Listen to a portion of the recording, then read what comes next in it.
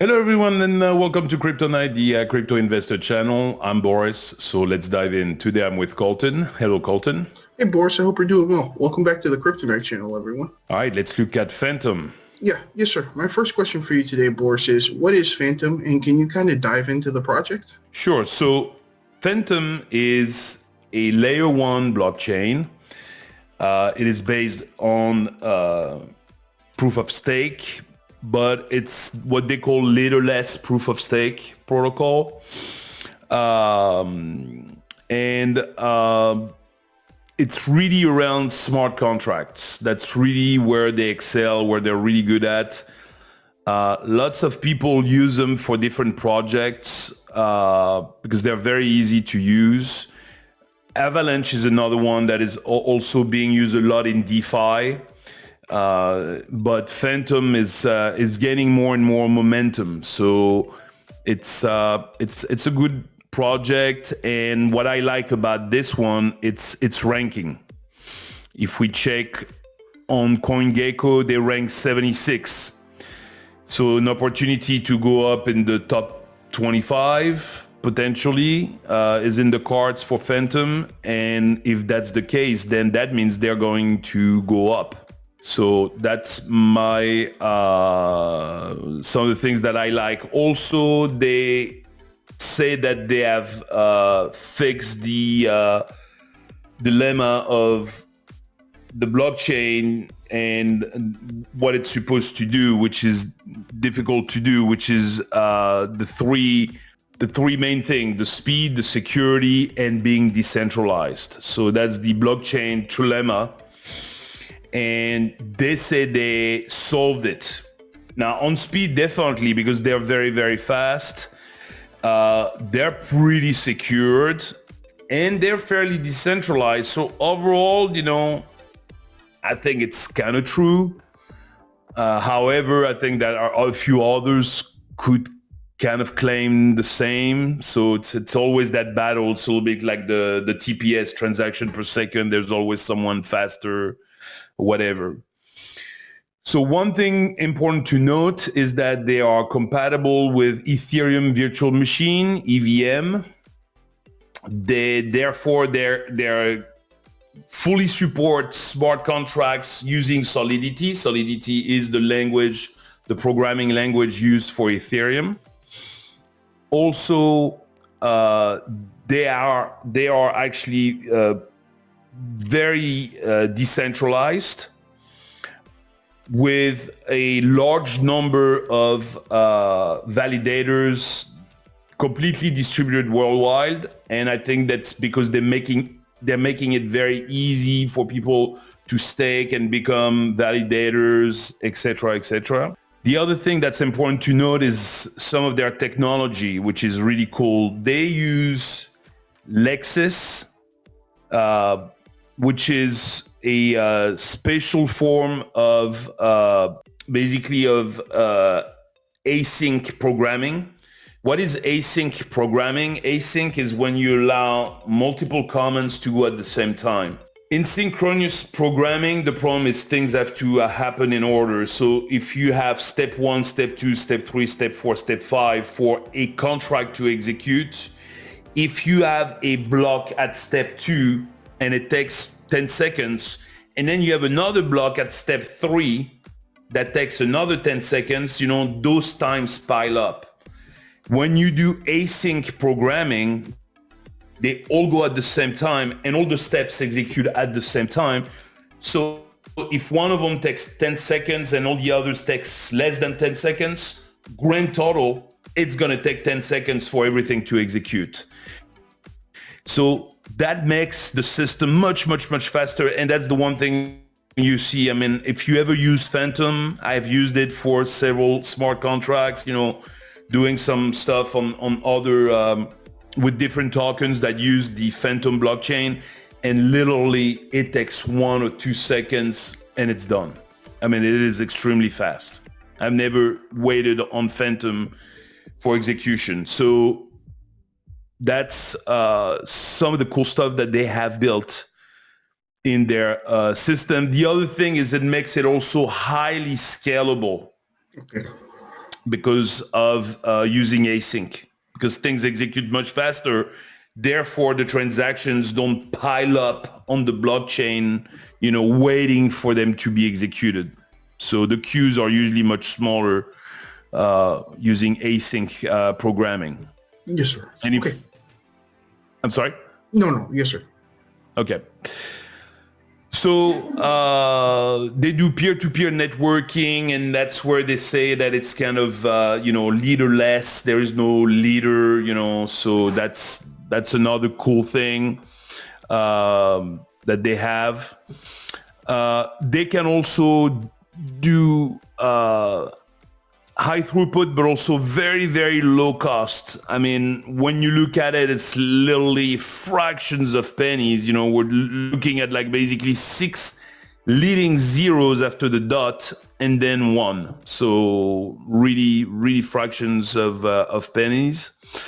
It's a coin that's very easy to stake on the network itself.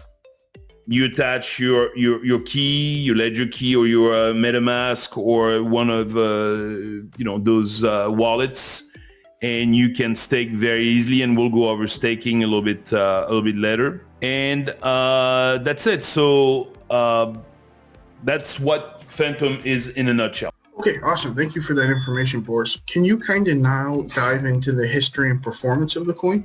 Sure. So it was created in early 2018, and their main point of focus was the smart contracting.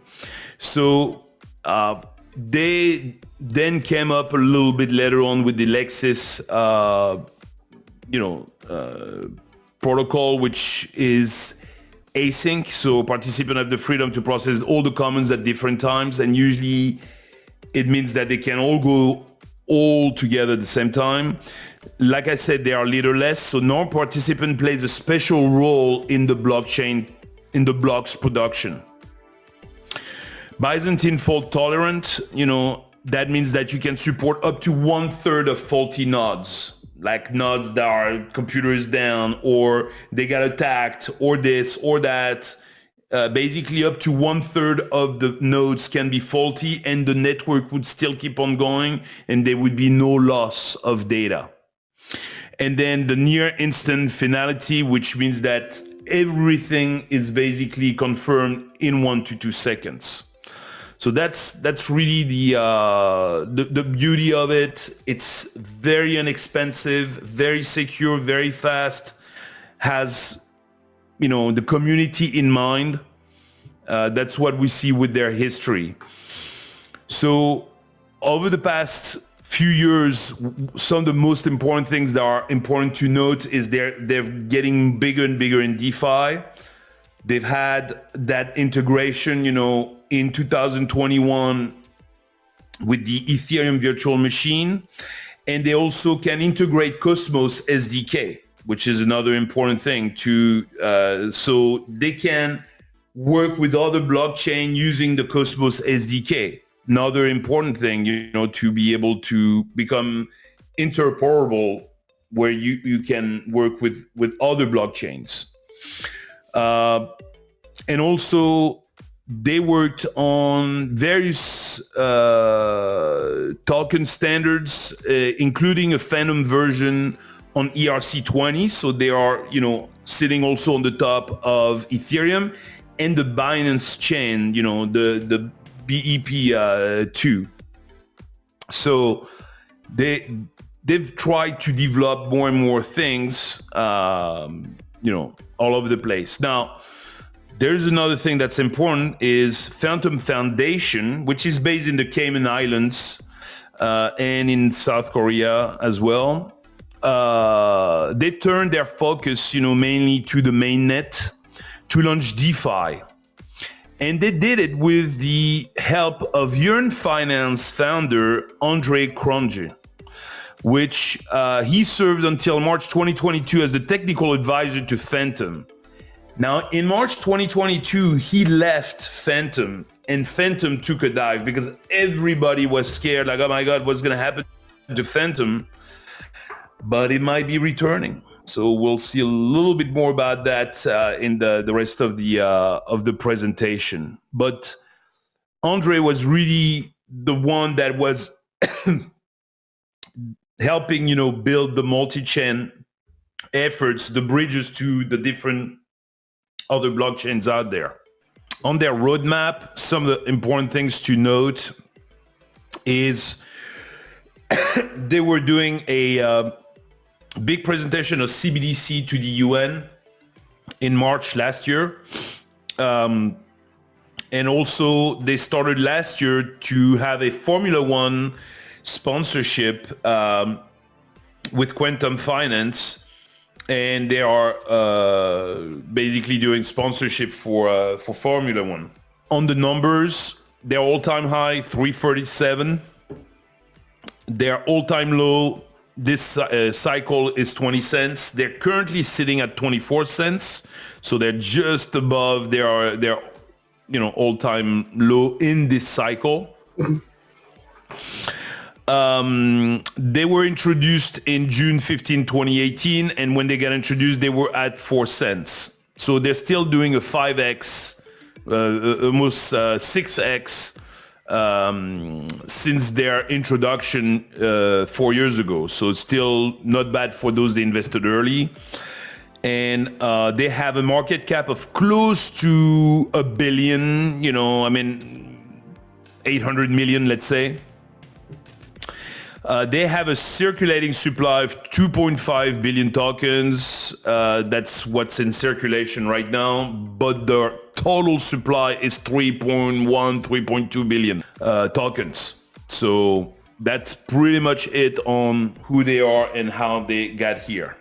Yes, sir. And now can you kind of dive into what's upcoming, Boris, what's in the roadmap, etc.? So one of the main things they're working on right now, they're working with D-Bone Watchdog, because basically they realize, and I think we've seen that a lot lately, a lot of different hackers hacking into DeFi projects, stealing money, exploiting, weaknesses and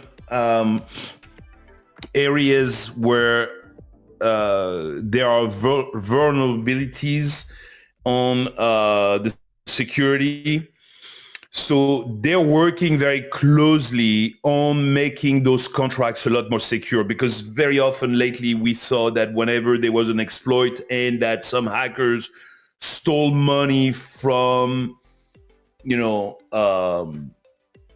a DeFi project, it was usually because there was a weakness or there was something stupid in the contract, in the smart contract, not so smart after all. And they were able to steal a lot of money very easily. So they said, listen, we're going to need some watchdog and we're going to need some people to help us doing better audits and flagging and having human auditors if we need to, especially for high values. If someone was able to scam, $100 out of a protocol, no one would ever talk about it. But you always hear those guys that they were able to, in a matter of one night, steal $1 billion from a protocol. And you're like, how's that happen with no safety net, with no safeguards? So that's why right now they're working very, very heavily on this, because this is becoming a huge, huge, huge problem. In Q1 this year, the hackers had stolen $1.3 billion in cryptocurrency. And 97 of those exploits, they came from DeFi products. So it's got to be solved. So they're working on that. That's their main area, their main focus, because if they can guarantee more and more security for everybody, I think that will help them grow tremendously.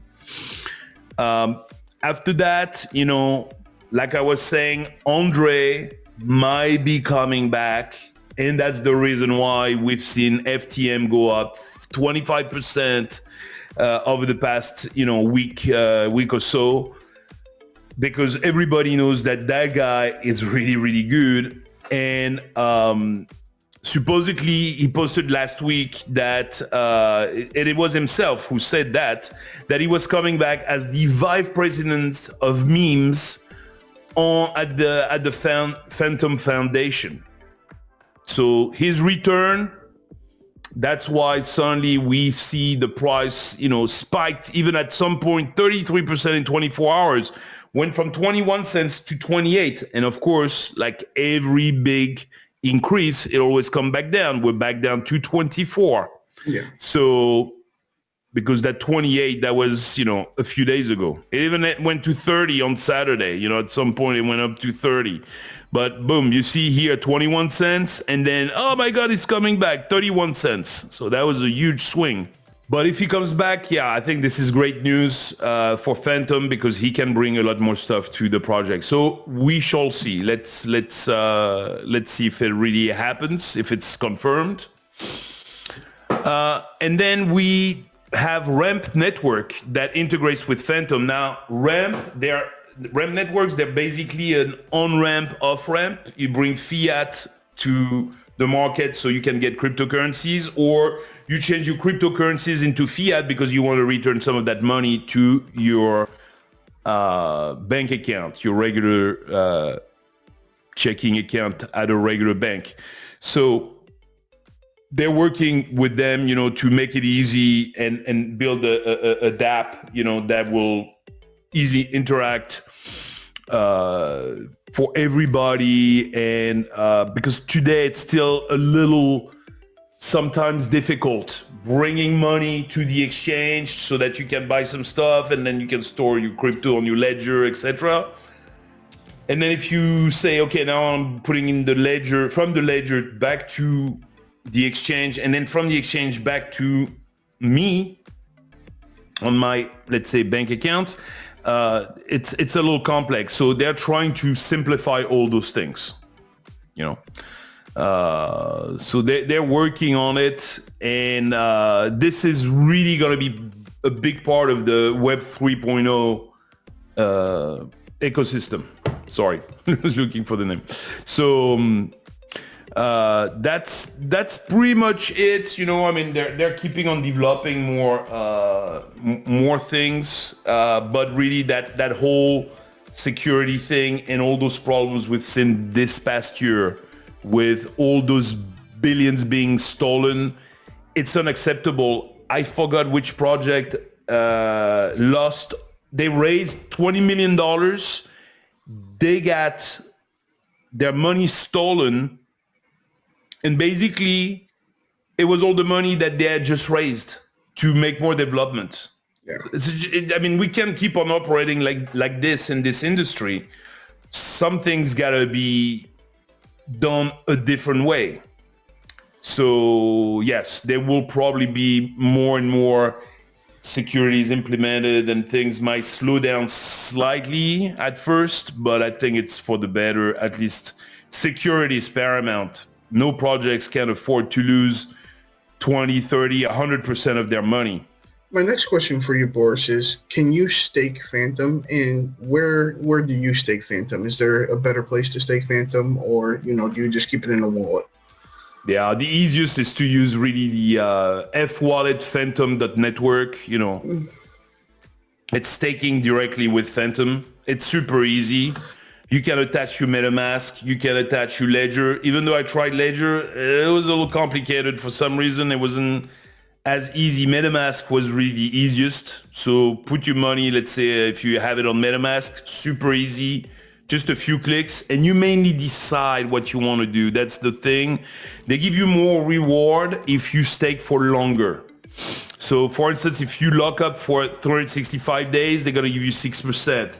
If you do no lockup, that meaning you can retrieve your money at any time, it's only 1.8%. So if you like the project, if you think you're going to stay for longer, you might want to decide to lock it for a certain period of time. And you can easily calculate this, and they tell you, oh yeah, the minimum lock. And you see you can lock it for, 14 days is minimum. But they give you 197 right now, and those vary slightly from time to time, which, by the way, 6% for a full year lock. That's reasonable and sustainable. If you say, oh yeah, I'm going to lock it for 90 days, which is just 3 months, they give you 285. Okay. So, and they want to make it sustainable, because that's the thing, is they don't want to distribute a ton of money and at the end it's not sustainable in the long run. So very easy. Of course, you can always stake on Binance and the exchange, but why would you want to take that risk? It's just so damn easy to stake directly with the protocol itself. There are some that are more complex and it's not as easy. So, but this one is very easy. So me, I stake with the protocol, 1.8% with basically, just let's say 14 days. And then if you want to do longer, you can have as much as 6%. And as you get the rewards, you can you can basically restake. You can claim them and restake them. So you compounding as well. It doesn't auto compound for you. You have to do it manually. The other thing is running a node, but then you need a little bit more moolah for that, because if you want to be running a node and being a validator, minimum requirement, 500,000 phantoms. So that's $100,000 right there. But you have some cool stuff, there's a maximum validator size, but it's 15 times the self-stake amount. The cool thing is you do get a percentage from the delegators. If people delegate to you because they're not a validator, they're too small, they don't have that 500,000, maybe they only have 1,000 Phantom, they're going to delegate to a certain person and you're going to get 15% of their rewards. And then on the hardware requirements, it's AWS, Amazon Web Services, a T2.large EC2 or equivalent with at least 800 gigabytes, of storage. That's not a small machine. It's not cheap every month. You're going to be spending a few thousands of dollars. So being a validator is definitely expensive. It can be good, can be rewarding, but it definitely requires a bunch of money. Last thing also, you have liquid staking. When you unlock the value of your staked FTM, you can mint SFTM, and it's 1-to-1 ratio, and it can be used as a collateral in Fantom Finance and pretty much for all their DeFi suites. And the value of that work is, unlike other platforms, on Fantom, you don't have to decide whether to stake or use DeFi. You can use both. And when you mint and repay the FTM, you don't have to pay any fees. So it's really a bunch of cool stuff, For DeFi, I think they're really gearing up to be one of the top DeFi blockchain projects. And that's the reason why I like really this project quite a bit. And that's it. Otherwise, you can use Ledger keys and MetaMask and all those things. It's very, very easy to use all those things. And Binance, KuCoin, and a few other exchanges, they also offer staking rewards. But with the whole mess we're seeing with FTX and Binance going at each other, your money is probably safer directly with the protocol. Definitely. No, I appreciate all the tips and tricks, Boris. Can we kind of change gears here and dive into the price prediction? Can you give us an idea, what this is going to be in a couple of years? Sure. So by next year, I think that there are some crazy predictions all over the place, but 50 cents to me, it's in the realms of possible, So we are at 24 cents. It's a 2x. It's very doable. Now, I think that personally, the beginning of the year, it's going to still be difficult, and maybe things will get better as the year progresses. And maybe by the end of the year, that's when we could reach the 50 cents. 25, we're looking at like around $1, double again. 27, we could be along the lines of $2. And really in 2030, there are some that are predicting $9, some that are predicting around $5, and some that are predicting around $3.50. I like $4 to $5. I always try to stay conservative when I look at projects. I don't want to go too crazy and say like, oh yeah, I'm going to do so much. I'm going to do 100x, 500x, it's just crazy.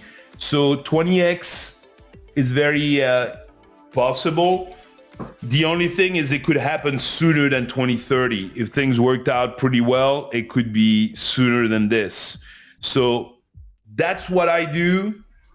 And we're sharing on this channel all the research that we do, but in no way there are recommendations. Remember, it's crypto. You could lose all your money just like this, very easily.